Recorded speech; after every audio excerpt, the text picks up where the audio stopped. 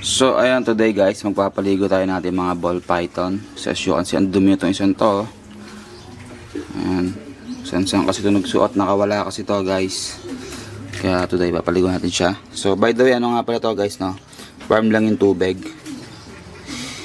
Yung warm pero comfortable sa kamay nyo. So ayun yung nabasa ko sa Google. So ayan lang natin siya down for a while para makapag-dehydrate siya. So isasabay ko na rin yung iba niyang kapatid guys, no? So ayan, dyan muna siya. Ano? I mean isasabay pero hindi ko isasabay na isang lagan. Pagkatapos ito yung iba naman.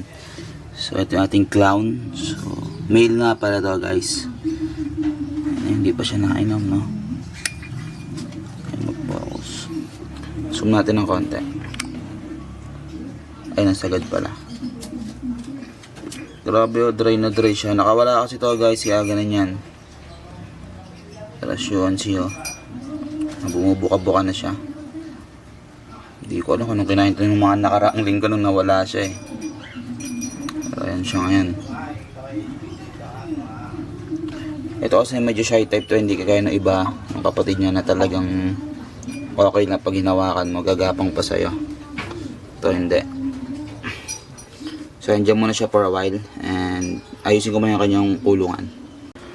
So, ayan guys. Ito naman yung aking Orange Dream Het Pied na male. So, ayan. Yung kanyang OD. So, actually, baguhan lang din ako sa mga morph ng ball python guys, no? Kasi regalo lang naman tong ball python na to. Unexpected to sa akin eh, no? So, ayan. Ito yung ating male na papaliguan din natin yan guys. Sasabay na natin. Ganda oh. Grabe. So, let's go. Dahan-dahan lang. Kung magugustuhan niya. Kasi ang init din talaga ng panahon niyan guys, no? Para makapag-dehydrate sila. So ayan. Boom, lutang. Kalutang lang siya, oh.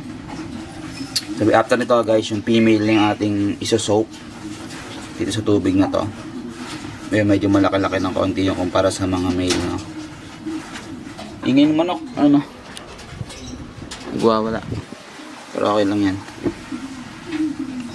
So yun, kalutang lang talaga siya.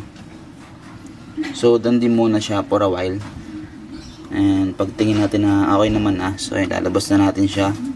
O kaya pagka siya ay yung parang kumakawala na. Ganda ng ano, no? Ng kulay nito.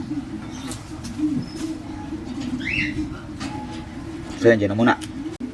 So yan guys, ito naman yung pinaka nating papaliguan, yung ating female.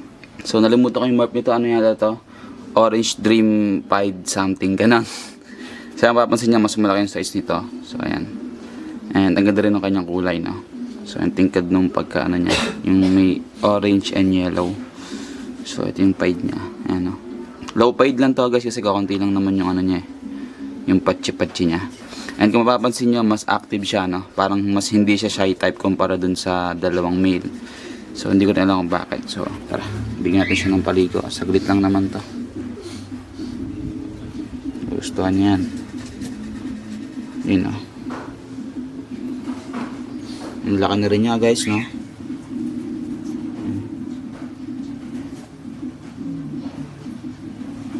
Iinom yan. Meron naman tong water dish dun sa kanilang mga enclosure. Kaso, ewan ko, madalang ko silang makitang uminom dun. Actually, kasya nga sila dun eh. Pwede sila mag-soak dun, pero never ko nakita. Kaya, bigyan sila ng paligo.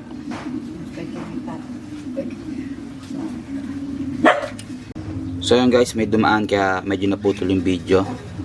And ito nga, parang ayaw niya nakagad sa tubig. O hindi naman, no? So, ang haba na niya, oh. Nung napunta sa akin tong female na to, kasi laki lang siya ng mga male eh. Pero ngayon, ayan na, oh. Mahaba-haba na siya. Tsaka malaman-laman na. And parang nag-iiba yung itsura ng pattern niya sa likod. Shoot. Mahirap kasi pagka ano nung lens mo eh, no?